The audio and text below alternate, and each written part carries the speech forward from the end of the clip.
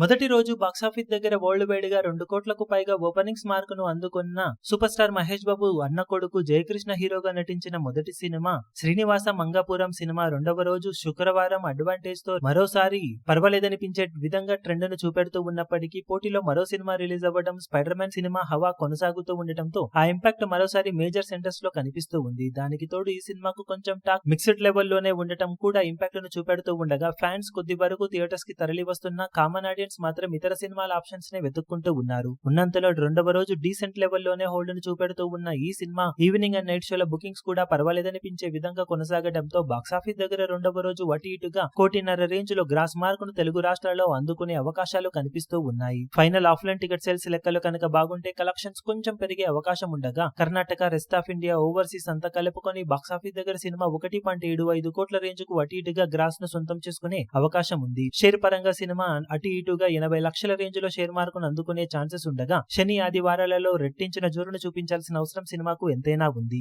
మరి బాక్సాఫీస్ దగ్గర మొత్తం మీద సినిమా 2 రోజులకు గాను సాధించే అఫీషియల్ ఏరియాల వారి కలెక్షన్ వివరాలు ఏ విధంగా ఉంటాయో చూడాలి. ఇప్పుడు ఈ వీడియో మీకు నచ్చినట్లయితే లైక్ చేయండి, షేర్ చేయండి, ఛానల్ ను సబ్స్క్రైబ్ చేయడం మాత్రం మరవకండి. ఏ చిన్న అప్డేట్ ను మిస్ అవ్వకూడదు అనుకుంటే బెల్ ఐకాన్ ను ప్రెస్ చేయండి.